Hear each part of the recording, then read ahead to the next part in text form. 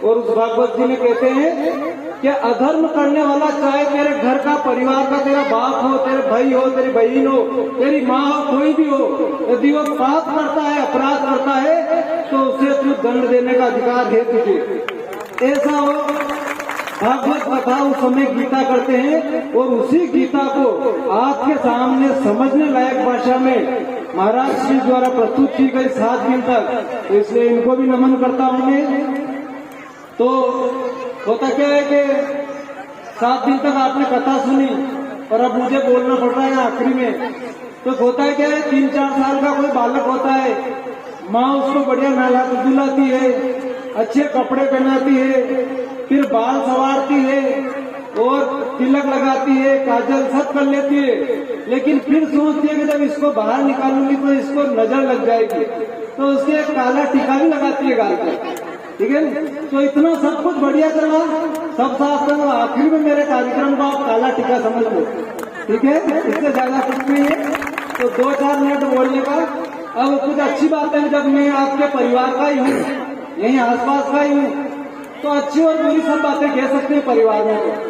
बाहर के लोग मेहमान किसी को बुरा नहीं कह सकते, और मैं मेहमान नहीं मानता हूँ, तो 2-4 अच्छी बातें और 2-4 बुरी भी कहूंगा। एक तो हमारे इधर क्षेत्र में चलन हो गया है, भागवत कथाएं खूब हो रही है और बड़ी मेहनत लगती है। भागवत कथा आपको आए और सुन लिया, ठीक है, आपने भी टाइम दिया, पर महाराज जी को 7 दिन यही रुकना पड़ता है घर परिवार छोड़ने के लिए, छोड़कर फिर यहाँ जो समिति इस काम को देखती है उससे पूछिए कि कितनी मेहनत लगती है। कईयों ने 5100 रुपये लिखवा दिया, लेकिन वो दे नहीं रहे हैं। 7 दिन हो गया, भाई पैसे दे, वो आखिरी तक नहीं दे रहे। इनको चिंता है किसका कितना देना, तो इतनी सारी मेहनत लगती है। आप अभी भोजन करके चले जाओगे, लेकिन इनके भागवत कथा 7 दिन और चलेंगे हिसाब किताब वालों का। अभी 7 दिन और हिसाब किताब चलता रहेगा, अरे वो दे भैया, तू भी दे दे, हिसाब कर दे उसका। तो बहुत मेहनत लगती है। आप भी घर परिवार के काम इधर उधर से निपटा कर जल्दी रोज यहाँ आते हैं, पर होता क्या है, रिजल्ट क्या आता है, लेकर क्या जाते हैं, ये भी तो सोचना पड़ेगा। अभी 9 दिन तक डगने कथा हुई, मेरे घर की माता बहने वहां गई और वापस आई। मैंने पूछा कि मुझे ये बताइए कि कोई एक काम जो इससे पहले आप करते थे गलत, कथा सुनने से पहले, और मैंने वो छोड़ दिया। 7 दिन तक 9 दिन तक कथा सुनी और एक काम गलत मैंने छोड़ दिया है, क्योंकि उससे पहले मुझे लगा कि मैं ये गलती करती हूँ। और कोई एक काम ऐसा बताइए जो मैं यहाँ से नया शुरू करूंगी। आज से जाने के बाद रोज जैसे इतना सारा ज्ञान यहाँ से बरसा होगा, कोई ना कोई एक आदत में यहाँ से अपना के जाऊंगी। ऐसा कोई संतोषजनक जवाब नहीं मिलता है, कोई नहीं कहते। मैं किसी से पूछता हूँ, मेरी मामी साहब गई, उनसे पूछा, मैंने कहा आपने कुछ नहीं हंस देती है, मुस्कुरा देती है, लेकिन बता देने के कोई एक काम है कि तो ज्यादा नहीं, यहाँ तो खूब सारी अच्छी बातें हुई है। आप एक तो ढूंढो, एक भी बात यहाँ कर लेकर नहीं जाती, बस यहाँ है। महाराज जी ने बीच बीच में कई बार कहा, एक दूसरे के कपड़े देख लिए, कल कौन से पहने थे, आज ऐसे, आज चूड़े बदल लिए, आज वो कर लिया, ऐसी ऐसी बातें करके सब हो गया। और आप गए और कहीं तो यहाँ से जाने के बाद घर पर थक जाएंगे तो लड़ाई करेंगे। मैंने देखा है कई बार, मेरे घर में मेरे आसपास भी होता है, थक जाती है तो आकर ऐसा मतलब पूछो मत एहसान करते हैं। तो यहाँ से एक बात, ज्यादा नहीं कह रहा हूँ, एक बात, कोई अच्छी बात यहाँ से अपना कर जानी है, छोटी सी, कुछ नहीं तो मैंने सुबह प्रातः काल 1 घंटे तक कभी एक गलत किसी को गुस्सा नहीं दिलाऊंगा, छोटा सा काम है। 1 घंटे सुबह के 1 घंटे तक मैं किसी को उल्टी सीधी बात नहीं करूंगा, छोटा सा काम अपना ही है, आप रोज उसको ध्यान करिए। मैं सुबह उठकर कोई भगवान का भजन छोटा सा करूंगा, मैं मेहमान आएगा तो उनसे कभी उस समय थोड़ा नियंत्रित रहूंगी, कोई ऐसा नहीं। जो आपको लगता है इतनी सारी बातों में एक बात, और इससे पहले कोई गलत आदतें थी, गुस्सा करने की थी, कोई दूसरी थी, आपस में लड़ने की थी, ठीक है, वो एक आदत छोड़नी। तो एक तो ये हो गया। दूसरा क्या है कि आजकल जब पढ़ाई के क्षेत्र में एक बात कहना चाहूंगा जो आसपास हमारे क्षेत्र की दिखाई दे रही है। पहले हम छोटे थे उस समय हमारी बहनों के जो 5वीं पास होती थी और शादी कर देते थे, फिर धीरे धीरे 8वीं तक के स्कूल आए तो 8वीं बाद शादियां होने लगी, विवाह होने लगे, फिर 10वीं, और आजकल ऐसा हो गया है करीबन के बाल विवाह नहीं हो रहा है, और 12वीं बाद लड़कियों की शादी होने लगी है कई जगह, ऐसा हुआ। तो हमें बहुत अच्छा लगा कि भाई 12वीं बाद शायद इनकी नौकरियां नहीं लग रही है लड़कियों की, कोई बात नहीं, पर इनके जो बच्चे होंगे उनको ये बढ़िया पढ़ाएगी, 5वीं तक तो बढ़िया बिठाकर पढ़ाएगी। लेकिन मैं जहाँ तक देखता हूँ, मुझे पता कोई भी लड़की जो 12वीं पास है वो अपने बच्चे के पढ़ाई के प्रति बिल्कुल संजीदा नहीं है। वो एक नई बीमारी आ गई है मोबाइल, वो रोटी कर रही है तो कान में मोबाइल, वो बर्तन साफ कर रही तो वहाँ मोबाइल है, वो और कोई काम कर रही तो वहाँ मोबाइल है, सब जगह मोबाइल कान में लगाकर बैठी हुई है। सारी लाड़ियां देख लो, आप बात करो कहीं, ये क्या है? हम तो सोच रहे थे कि आप बढ़िया बच्चों को पढ़ाओगे, उनको बच्चों को पढ़ाने की चिंता ही नहीं है। और आज के समय में जो बच्चे घर पर नहीं पढ़ पाते वो आगे किसी भी नौकरी में रेस लगा ही नहीं सकते, उनको नौकरी मिलेगी नहीं, पक्का मान लो। स्कूल के भरोसे किसी की पढ़ाई नहीं होगी, ये पक्का मानिए, मैं आपको विश्वास दे रहा हूँ इतने बड़े मंच पर। आपको अपने बच्चों को खुद घर पे पढ़ाना पड़ेगा। और हमारे समय दिक्कतें थी, हमारे मम्मी पापा पढ़े हुए नहीं थे तो हम स्कूल के सहारे पढ़े, पर आज तो पढ़ लिख गए, आप बिठाओ उनको, घंटे 2 घंटे रात को बिठाओ उनको। तो एक आपसे निवेदन है मेरा कि अपने बच्चों की पढ़ाई के प्रति थोड़ा ध्यान दीजिए। दूसरा विषय, तीसरा विषय है कि स्कूलों में आप लोग भी ध्यान दीजिए। आप लोग स्कूलों में कोई ध्यान नहीं देते हो। सर ने आपके सामने हंस दिया, आप चलो सर तो मेरी इज्जत करते हैं, सर ने को आपने चाय पिला दी मतलब सर से व्यवहार है, ये व्यवहार मत पालिए। जाइए स्कूलों में देखिए क्या हो रहा है। अभी 26 जनवरी 15 अगस्त को हमारी बेटियां वार्षिकोत्सव में इनमें नाच रही है बड़े बेशर्मी के साथ, कमर लटका रही है, नाच में भजन कीर्तन में बढ़िया है, पर सपना चौधरी के गाने में डांस कर रही है। क्या विषय, कहाँ जा पहुंच रहे हैं? बंदूक चल गई, तेरी बंदूक चल गई, झंडे पर लड़कियां डांस कर रही है। ये क्या है? ठेके वाली गली खुल गई मेरे गलियार में, अरे ये क्या है? कहाँ नाच रहे हो? इनको क्या हॉलीवुड में फिल्में बनानी है लड़कियों को? मुझे बताइए, क्या बाद में एक्टर बनाओगे क्या लड़कियों को? नहीं बनाएंगे तो क्यों नचा रहे हो इनको? हमारे यहाँ जितने भी महिला सरपंच है, इस डक चौमेला की एक सरपंच बता दीजिए जो माइक में आकर 5 मिनट बोल ले। यार बोलना ही नहीं हो रहा लड़कियों को, सरकार ने उनको सरपंच बना दिया, वो ही करके उधर बैठी रहती है और वो पति सारा मजा उड़ाता है, कोई दूसरा उड़ा रहा। अरे बोलना सिखाओ, मास्टरों से कहो कि इनको भाषण देना सिखाओ ना। 15 अगस्त जनवरी पर 15 अगस्त को बुलाओ ना, 1-1 घंटे 15 मिनट तक बोलेगी मेरी लड़की, नाटक करेगी तो बोलना सीख रही है। अरे बोलने की बीमारी पहले हमारे यहाँ कोई बोल नहीं रहा तो वो तो नहीं करवा रहे। 12 कार्यक्रम में 12 मिनट डांस है, अरे डांस करके क्या सिखा रहे हो? और वो वहाँ डांस कर रही, फिर और जगह करती करती पता नहीं कौन सी आंखें लग गई है। मैंने कई स्कूलों में देखा है लड़कियां अलग अलग की चोटियों को स्टाइल में बनाकर जाती है, कोई माँ बाप ध्यान नहीं दे रहा है, मोबाइल लेकर जा रही है, माँ बाप ध्यान नहीं दे रहे हैं क्या? और यहाँ तो ठीक है, पर लाली लिपस्टिक लगा के जाती हुई देखी मेरी लड़कियां, क्या ये क्या कर रहे हैं? कहाँ पहुँचा रहे हैं? ये मेरे अपने, मैं क्षेत्र को अपना मानता हूँ तो मुझे बुरा लगता है। कल की लड़कियां किसी के साथ भागी तो हमें कितना बुरा लगेगा। वो तो वहाँ मॉडल बनने गई थी, रेप करने गई थी, ये क्या है? ये आपको देखना पड़ेगा। ये हमारा क्षेत्र का विषय, हम इसको इस तरह नहीं छोड़ सकते। पढ़ाई पर चिंता करिए, उनके बैग चेक करिए थोड़े थोड़े दिन में क्या है। कई कई जगह की ऐसी घटनाएं जो इस पवित्र मंच पर मैं आपको बता नहीं सकता। स्कूलों में वहां तक हाथ से बाहर चले गए, 12वीं तक के लड़के लड़कियां साथ पढ़ रहे हैं तो चिंता वाला विषय। आप सब माता पिता अपने अपने बच्चों की चिंता करो और सर से आप लोग को कि ये नृत्य नहीं करवाना गुरुजी, हमारे बच्चों को लड़कियों को एक्टरनी नहीं बनवाना है।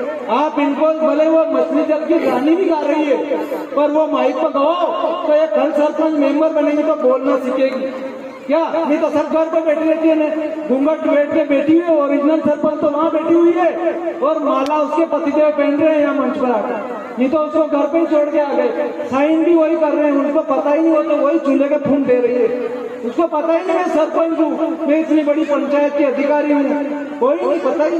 तो ये चीजें फिर आपके अधिकारों में ऐसे ही चलता रहेगा। तो एक तो इस पर ध्यान करना, अब ज्यादा लंबा नहीं करूंगा। एक और जो मेरा मूल विषय, मैं संघ का हूँ, RSS का हूँ, तो थोड़ी देश धर्म के बारे में भी बात करते हैं। ठीक है। एक गांव में एक हाथी आया, पहली बार गांव में हाथी आया, लोगों ने हाथी देखा नहीं। अब लोगों ने हाथी नहीं देखा तो पूरे गांव में हलचल है, हाथी आया, दौड़ रहे हैं लड़के बच्चे सब, गांव के लोग कोई नारियल खिला रहे हैं, कोई केला खिला रहे हैं, कोई गेहूं आटा सब कर रहे हैं। अब उस गांव में एक मंदिर में 4 अंधे लोग बैठे हुए थे, वो वहीं रहते थे। तो लोगों ने कहा कि भाई ये क्या हाथी आया, हमें भी तो बताओ हाथी कैसा है। तो उन अंधों को लोगों ने कहा कि हाथी तो बहुत बड़ा होता है। कितना बड़ा? गाय से बड़ा, कि गाय भैंस से भी बड़ा होता है, गाय भैंस से, ऊंट से बड़ा, अरे ऊंट से भी बहुत बड़ा होता है। यार हमने तो कभी हाथी पता ही नहीं कैसा होता है, एक बार हमें भी थोड़े हाथ लगवा दो हाथी के। तो बोल रहा ठीक है चलो यार, ये बेचारे अंधे ने अपने गांव के ये चारों हाथ लगवाते हैं। तो उन चारों को ले गए और एक को ले गए कि पहले तू हाथ लगा दे। माँ बाप को भी बोला कि तू हाथी को ध्यान से रखना, ये बात थोड़ा सा हाथ लगाएंगे वापस आ जाएंगे। ठीक है। पहला अंधा गया और उसने उसके हाथी के पांव के वहां हाथ लगाए, बढ़िया, ने वापस आ गया। फिर दूसरों को भेजा, उसने उसके पेट के हाथ लगाए हाथी के, वो आ गया। तीसरा गया, उसने हाथी की पूंछ के हाथ लगाए, वापस आ गया। चौथा गया, उसने हाथी की सूंड के थोड़ी देर से हाथ लगाए, आ गए। हाथी चला गया, सब हो गया। अब गांव के लोगों ने कहा कि यार सबने हाथी देखा, सब किया, हमारे गांव के तो बहुत अच्छे बात थे जो हाथी आ गया। अब इन अंधों लोगों से पूछते हैं कि आपको कैसा लगा। 2-5 जने गए, अंधों से पूछा कैसा लगा, बहुत बढ़िया लगा, हमारे तो ऐसा जीवन में पहली बार इतना सुख मिला, हमने भी हाथी समझो कि देख ही लिया। तो क्या बताओ कैसा है हाथी। तो जिसने पांव के हाथ लगाए उससे पूछा कि हाथी कैसा है। तो उसने क्या कहा, हाथी तो वास्तव में बहुत अलग तरह का है। हाथी तो एक खंबे जैसा होता है, एक गोल गोल खंबे जैसा भी बड़ा लंबा हाथी होता है। यार मैंने तो ऐसा जानवर पहले कभी महसूस नहीं किया था।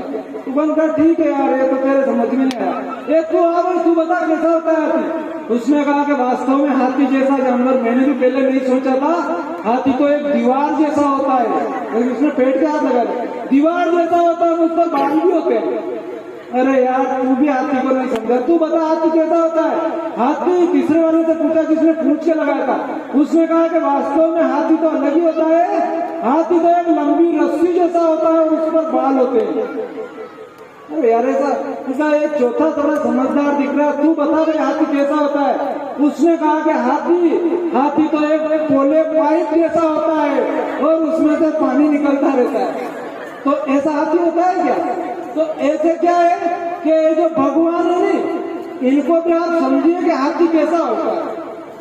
क्या जैसा आप समझ रहे हो वैसा भगवान नहीं होता है।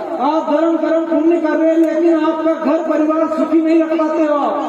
आपके घर में कला है, आपके घर में आप मन नहीं मार सकते, तो फिर वो भगवान को नहीं समझ रहे। आप सोच रहे कि हम यहाँ कीर्तन भजन करने से भगवान को खुश कर लेंगे, तो भगवान ऐसा नहीं है।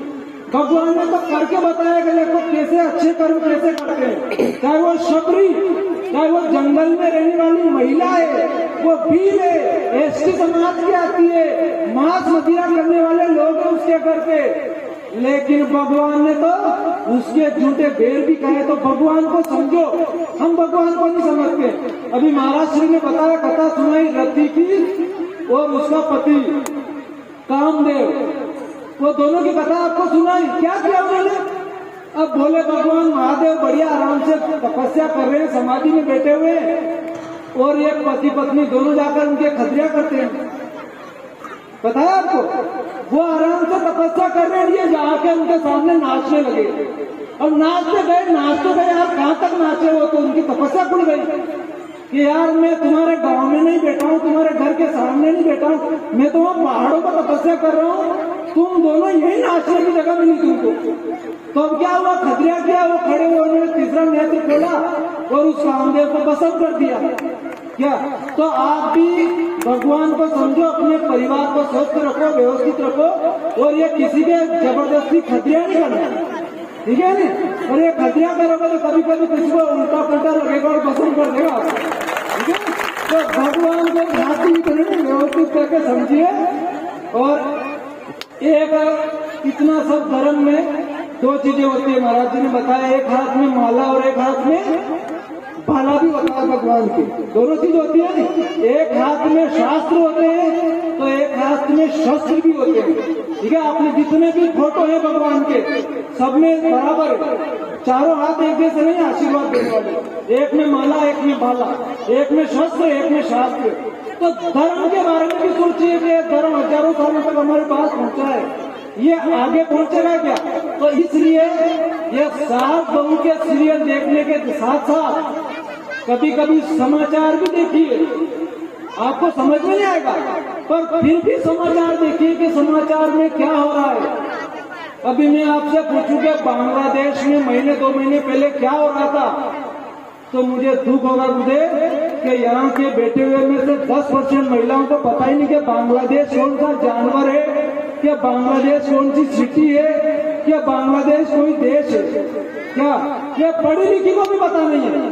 बांग्लादेश हमारे देश के पास ही एक देश है जहाँ गंगा सागर है, उसके पास में उस देश में हिंदू रहते हैं, पर 100 में से 10 हिंदू रहते हैं, 100 में से 10 हिंदू रहते हैं और 10 में बाकी 90 मुसलमान रहते हैं। और पिछले 3-4 महीने के अंदर, मैं झूठ नहीं बोल रहा हूँ, आप यूट्यूब पर देखना, और ये मेरी आखिरी बात है, इससे आगे मैं कोई नहीं बोलूंगा, आपका समय खत्म हो रहा है। पर पिछले 3-4 महीने के अंदर आप देखना यूट्यूब पर मोबाइल पर बोलकर कि बांग्लादेश में हिंदुओं के साथ क्या हो रहा है। उन 100 में से 10% हिंदू थे वहाँ, उन हिंदुओं के घरों में आग लगा दी गई, उन हिंदुओं की दुकानें लूट ली गई, उन हिंदुओं के खेतों में जानवर छोड़ दिए गए, खेतों की फसलें नष्ट कर दी गई, उन हिंदुओं के घरों में घुसकर माँ बहन बेटियों के साथ बलात्कार हुए, बहन के साथ बलात्कार हो रहा है, भाई के सामने, पति के सामने पत्नी का बलात्कार हो रहा है, माँ बाप के सामने बेटी का बलात्कार हो रहा है। करीबन 3000 हमारी बहनें, हिंदू बहनें गायब है, आज तक पता नहीं कि मुसलमान उनको कहाँ ले गए।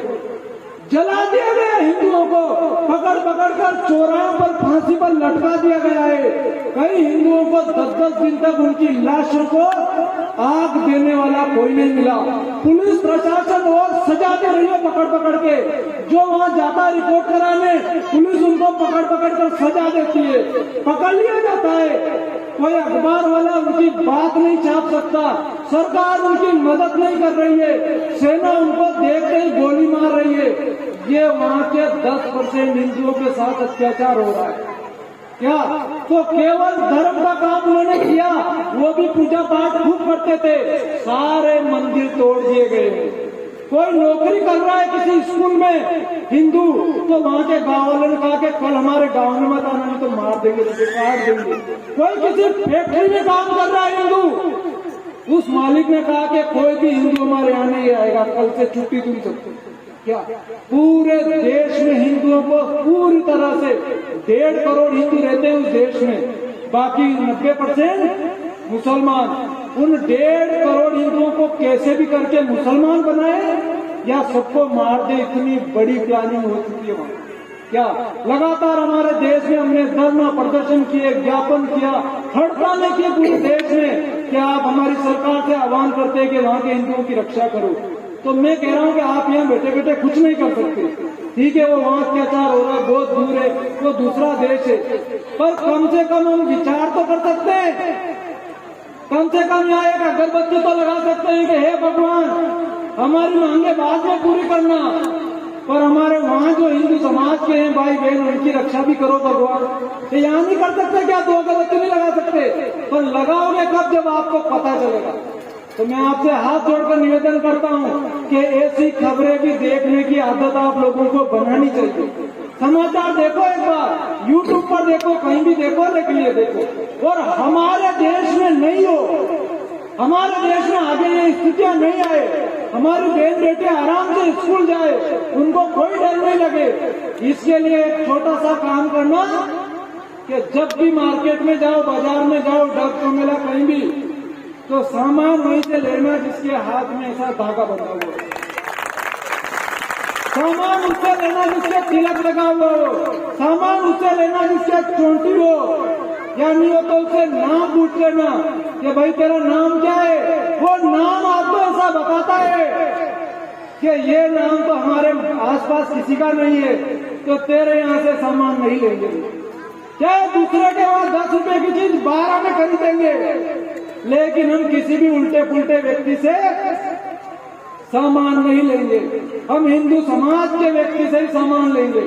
और शायद अब तो ऐसा कहीं नहीं चलता है, लेकिन गलती से भी कोई व्यक्ति, महिला, कोई बहन उन व्यक्तियों के राखी बांधती है जहां बहन का रिश्ता ही नहीं है, उन व्यक्तियों के राखी बांधती है, तो चाहे वो आपसे विवाह तोड़ ले, चाहे वो आपसे मनमुटाव कर ले, बोले नहीं, पर आपको उनका विरोध करना पड़ेगा। ये नहीं कर सकते।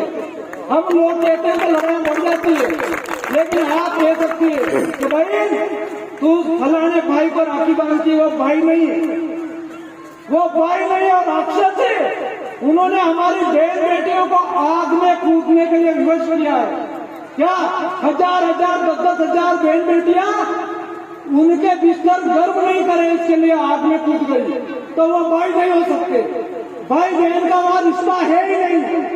इसलिए कोई भी महिला यदि किसी फलाने टीम के भाई को राखी बांधती है, तो मैं आपसे आह्वान करता हूं, गुरुजी के मुख की वजह मैं बोल रहा हूं इनकी तरफ से, कि आप सब खुलकर विरोध करना, खुलकर उसे कहना कि तेरे घर को पानी नहीं पिएंगे, तेरे घर की चाय नहीं पिएंगे, तो फलाने उस दिन को राखी बांधती है।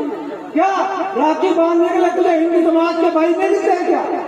तो इसलिए अभी हिंदू समाज का खून मरा नहीं है, अभी हिंदू युवा जिंदे हैं, तुम्हारी रक्षा हम कर सकते हैं, आपकी रक्षा।